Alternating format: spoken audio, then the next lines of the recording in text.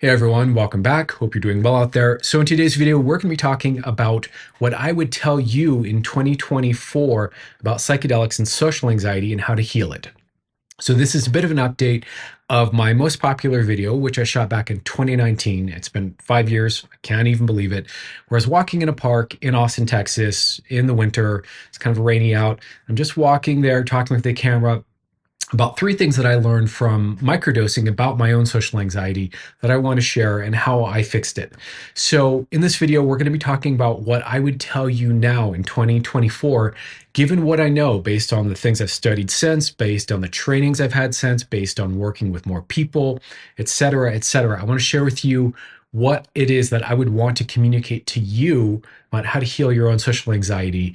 I want to help you understand it better. I want to help you understand the process of healing it. So if this interests you, please join me.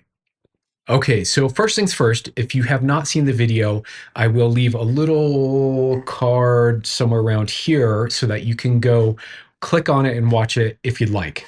It's an early video of mine. The channel was just new. I was just getting used to being on camera. Still am, by the way. And I just want to kind of share what I kind of unpacked in myself. And I want to give a little context to what I said in that video here before I share with you what I would say to you now in 2024. So, in that video, I basically at that time I was doing work with a lot of NLP and self-hypnosis type stuff with myself and with my clients and teaching them how to do that and helping clients rewire things via NLP and hypnosis techniques. Now, those techniques work really well, but they only work a certain percentage of the time. So I was kind of lucky that the social anxiety I was dealing with at the time, basically, I'd moved to a small town, New Mexico. People have a different culture in the town I moved to than where I grew up in California, where, in California where I lived, people are a bit more warm, a bit more sociable, a bit more friendly, a bit more extroverted. Lo and behold, I moved to a small town in New Mexico and people are a lot more reserved, closed off, less warm, less friendly. And it started to stir up this social anxiety that I kind of thought was handled, but apparently wasn't. So what I did was these NLP and hypnosis techniques, and it worked really well for me. It did rewire things. I basically neutralized that anxiety response. I could go to the cafe or the grocery store or chat with someone, and whether or not they responded positively, I was okay. So that's essentially what I talk about in that video. And I share some of the insights that I learned as I was kind of working through and letting go of, taking it personally when someone didn't respond the way I expected or wanted them to. But since then, I have progressed and grown a lot in the last 5 years as a coach. I've studied a lot of new kind of therapeutic techniques and models and approaches. I've gone to more trainings.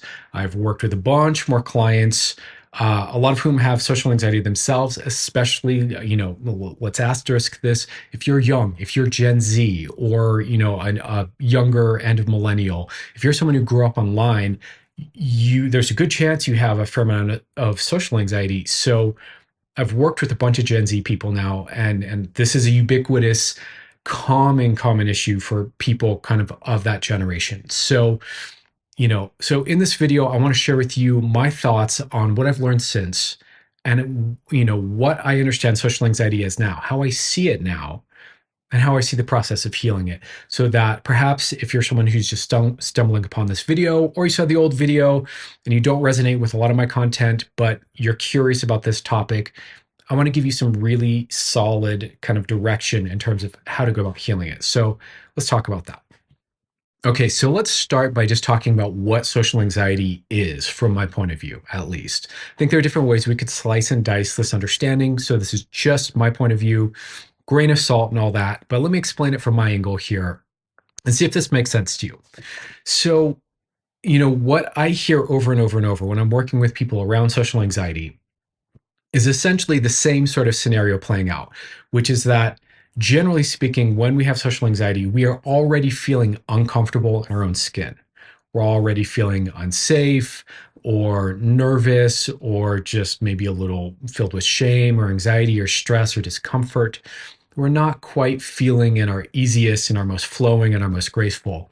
And then we often will go out, right? That's the social part of social anxiety. We go out, whether it's a party or a concert or a social gathering with friends, or maybe we go, like in my case, you just go to the local coffee shop to, get a drink, and you have to interact with the baristas and the people there at the coffee shop or what have you. And as we're going out, we are feeling this discomfort. And generally speaking, as we're feeling this discomfort, we're kind of looking to others to respond in a certain way to us, so certain facial and body language cues, certain tone of voice cues, or just a certain kind of energy of openness, connectedness, friendliness, warmth that might help us to soften and relax and soothe that sense of anxiety, right? So generally speaking, with social anxiety, we're going out, we're already feeling a loaded plate of not feeling centered in ourselves, not trusting ourselves, not feeling comfortable. And we're looking to others to help us kind of offset that, soothe that, relax that by their body language, facial expressions, responses to us, right?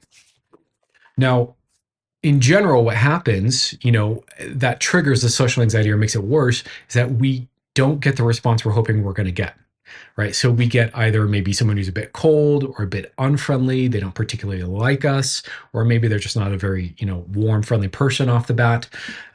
We will get facial, responses or expressions that kind of put us on our own head and trigger us and make us wonder, is it me? Did I do something? And this kind of escalates and worsens our sense of discomfort in our own skin. And that can kind of like turn into a thought loop and a rumination, of course. And then we're all of a sudden we're in a feedback loop of amplifying our own anxiety, and we feel more and more awkward. The more awkward we feel, the more self-aware of our own body language we feel, the more our muscles tend to tighten up and tense up, and we tend to just get incredibly, incredibly uncomfortable. So does that sound like what you experienced? Does that sound familiar to you? Right. So this is something, again, obviously I've dealt with myself, something that on and off, has come and gone throughout my life. It's not something I always have. I want to help you explain, though, what I see as the patterns underneath this. So generally speaking, I think this is broadly speaking an attachment wound. It's something that I think is largely, I see more for people with anxious attachment than avoidant attachment, but really could be either. I think it has more to do probably with a tendency towards being codependent, right? Let me take a drink of water here. Tongue's getting a little sticky. Myself, okay. So I think this is a tendency towards codependency and slightly tilts towards the anxious attachment side of things, which makes sense because if you're more avoidant, you're more likely to not really give a shit how people respond to you because you're emotionally self-sufficient by habit anyways, right? So generally speaking, if we are looking for others to co-regulate us and help us feel comfortable when we feel uncomfortable, that leans towards the anxious side of the spectrum. Um, in my experience, generally, again, could be just a temporary attachment wound, or maybe you're going through an awkward phase in life where you're extra stressed and dysregulated, an extra loaded plate of anxiety, kind of low level in the background of your nervous system. Or perhaps you are just really acutely like underdeveloped, right? Like you just never got enough socialization, enough social experience, or enough proper feedback about yourself to learn how to be centered in your own skin and trust yourself. So you never learned how to regulate your own emotions, right? So this is what I see being the most common thing. Generally speaking, in my experience, it's an attachment wound, often anxious attachment, but not always. And generally speaking, it's really a problem of I don't know how to regulate myself. And I'm kind of used to or expecting to rely on others to regulate me and help me feel calm and safe and easy and comfortable. And for whatever reason, they're not doing that. Now we could could get into, and this is truly a whole other topic, whole other video, all the reasons why people don't show up for you in those moments, in those ways, and help you feel at ease. And there is there is a thing there. It's not just that it's all in our head. Often people are a little bit cold to us or dismissive or rude or testing us or socially competitive. There's a lot of things that could be real that we're perceiving and experiencing while we're a bit stressed and uncomfortable. But nonetheless, the task really falls on us to learn how to regulate our own system, come back to center, feel safe, trust ourselves, no matter what kind of response we get initially from others, right? Because truth be told, everyone else has a nervous system too. They're going through their own sets of feelings and projections and needs and wants and moods in a given moment. And you may just catch someone at a bad time or someone who had a bad personal history, et cetera, et cetera. So generally speaking, this is what I see being the pattern, right? So, in terms of Gen Z, since I spoke to that a little bit ago, my suspicion here, my impression here is that Gen Z growing up more on screens, more chronically online, whether that's gaming or social media or what have you, in general, Gen Z, there are two things that happen when we grow up with social media. One is that it really puts us in our head about our own appearance and how we're perceived, because perception and appearance is everything online, obviously. But also, if we're all behind screens and chronically online all the time, it warps our sense of human relationships because human relating online is different. It's more abstract from direct human human relationship. And so, what I see over and over is that Gen Z, a lot of times, is just kind of, no offense, a little under socialized. And so, this is why I think it's really a problem with younger people. And interestingly enough, this can feed into the experience of social anxiety because maybe you're young and you're trying to, again, my example here, going to the cafe to get a drink and the barista's rude to you, but maybe the barista's young too. And maybe the barista is equally socially anxious, but the way they display is being cold and dismissive rather than being a little anxious and slightly needy. You get what I'm saying? So there are different ways that this plays out. So, generally speaking, this is what I see as the pattern with social anxiety. Again, that could be fear of going out to a concert, or you get invited to a party with a bunch of friends. It's a social get together. You don't know everyone, and it makes you really uncomfortable. This could be, as simple as having a conversation with a stranger at a bus stop or on the sidewalk or whatever, and that really amplifying a sense of anxiety. And so now that I've kind of just, explained this and described this a bit to you, hopefully this resonates for you and you're like, yep, that's what I deal with. I want to explain to you how to heal it, how to resolve it. What do you do? So if this is an attachment wound, if this is under socialization, if this is nervous system dysregulation, how do we clean that up? So let's talk about that. Okay, so let's start by just defining what it is that you need in order to start to heal this. So I want you to understand what's happening in this moment where we get a bit anxious and stressed and overwhelmed. Essentially, what's happening is some form of nervous system dysregulation. So you may have heard this described as emotional dysregulation or just dysregulation, period. But essentially, it's this feeling of not being centered in ourselves, kind of like being ungrounded, nervous, anxious, overwhelmed, a bit triggered, a bit kind of angsty, or what have you, right? This is all nervous system dysregulation, excuse me. And so, what we want to do here essentially is regulate ourselves. This is the number one skill. So, if I can be frank, I think this is a major missing skill for most people in modern culture and in modern society. I think this is something that we never quite learn growing up. Our parents never quite learn for the most part, unless you're really lucky.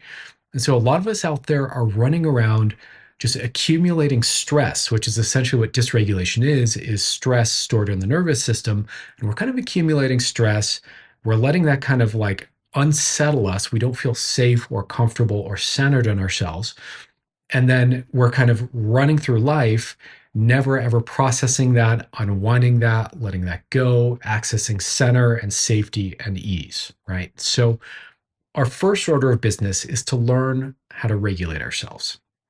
So, generally speaking, from an evolutionary perspective, human beings are wired to co regulate. So, as I mentioned before, this is kind of at the root of regulation is probably an instinct or need to be seen, connected with by other people, allowed to be as we are, to feel safe with others in the presence of others, so that we can start to let go of that stress. So that's essentially what co-regulation is. So our nervous system is kind of looking for or expecting that. Again, this is exactly what social anxiety is. I don't feel regulated. I'm looking to you to help me feel regulated, but something about your response tells me, oh shit, there's something wrong with me, and I get more in my head about it and more awkward about it, and it spirals out of control, right? So what I would not recommend, honestly, is starting with reaching for regulation from other people, hoping to be co-regulated, because it introduces a lot more complexity to this. I think what most people need is to know how to regulate themselves, self-regulation. So, in terms of self-regulation, there are things to know. So, there are a bunch of techniques out there. So, you can go right now and you can start Googling here on YouTube, or YouTubing rather. You can search rather, in the search bar, all kinds of different, self-regulation techniques, and there's tons of teachers out there teaching it. One thing I want you to know about that, though, is that there are kind of band-aid self-regulation techniques, things that just kind of calm you down when you're really anxious and wound up and in fight or flight. And then there are self-regulation techniques that actually more appropriately kind of long-term unwire the original stress, the original wound that is driving this sense of dysregulation, whatever that is for you, right? So I would recommend that you really learn how to do this and really learn how to unwire it in that longer term way, so that the wound's just not really there, or not so charged, or not such a big deal anymore. So this is, of course, for anyone who's been following my channel, you already know this is exactly what the course I've been making and launching recently is all about. So you'll see in the link in the in the video description down below, you'll see a link for the course, for the free part of the course. If you're not familiar with my YouTube stuff and this is the first thing you're seeing, I'm all about this. I'm all about teaching people how to regulate their nervous systems. And this is why, because this is a skill we all need, and this is how we heal. I will in a moment be talking about how that applies to psychedelics and using psychedelics in this context. But anyways, just click on the link down below if this resonates for you. It's like 4.5 hours of free content that will teach you a lot about how to understand the process of self-regulating. So even if that really resonates for you, the full course is like a banger flagship product on that very topic. So anyways, so what I would do if I were you, I would learn this skill of self-regulation. Okay. So whether that's the course that I just mentioned, whether that's just searching here on YouTube, whether that's going and reading books on therapy and nervous system regulation, there's a bunch of that stuff out there. I would start to learn this skill. I'd start to consider that you probably didn't have parents who modeled that for you, who don't know how to regulate themselves, et cetera, up through grandparents, great grandparents. I would encourage you to consider we live in a world and a society mostly with dysregulated people with attachment wounds who don't know how to regulate themselves either, right?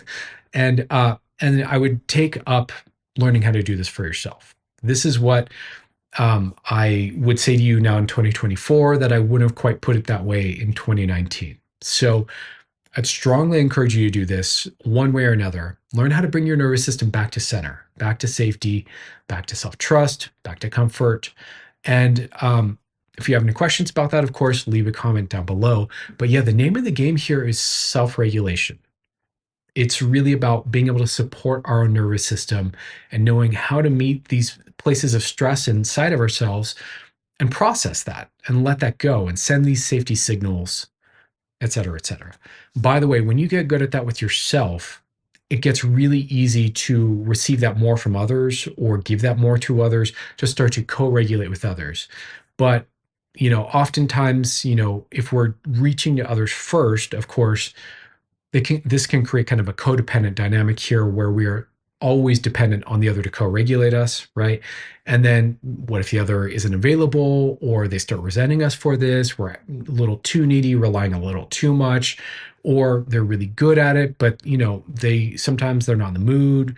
It's not fair to them, etc. Right? So I would strongly encourage you to learn how to do this for yourself. So anyways, this is my 2024, I can't believe it's been 5 years, it's crazy, version of this. Self-regulation is the name of the game for my book. Oh yeah, before we go, how to do this on psychedelics, or how this works on psychedelics. In my experience, self-regulation is a skill that maps over to the psychedelic context really, really well. So what I teach in the course is essentially derived from what I do with people in psychedelic support sessions when I'm helping people, right? So, in a therapeutic context, when I'm helping people, there are certain things that help to create transformation, other things that really don't. So, there are a lot of therapy techniques that don't work when you're in a psychedelic context, but co-regulation and self-regulation works really well. So what I would have you do is I would have you learn how to self-regulate sober, get decent at that at least, if not really good at that. Then if you want to take a psychedelic, I would take the psychedelic and I would self-regulate through these triggers, maybe using the psychedelic to understand the kind of roots of the dysregulation more clearly, maybe using the psychedelic to just deepen the imprint of feeling safe and comfortable in your own skin by opening up your nervous system a little more, like to really drink in that safety signal. But I would essentially do the same thing. I would self regulate around this particular trigger and topic on the medicine. So that means, of course, not taking so much that you can't think or you can't do this work. And, that's kind of a conversation for another day. But essentially, that's how I see people healing social anxiety with psychedelics the most. It's really about regulating ourselves on the medicine. It's that simple. So, anyways, that's my message to you. I hope this hits home. I hope this is useful. If I've left anything out, or you have a question or a comment or a disagreement, or, et cetera, please leave it down below. I'd love to know what you think. But yeah, this is, let's call it 5 years. Maybe I'll do another one in another 5 years, or maybe sooner, about social anxiety and psychedelics and how to heal it.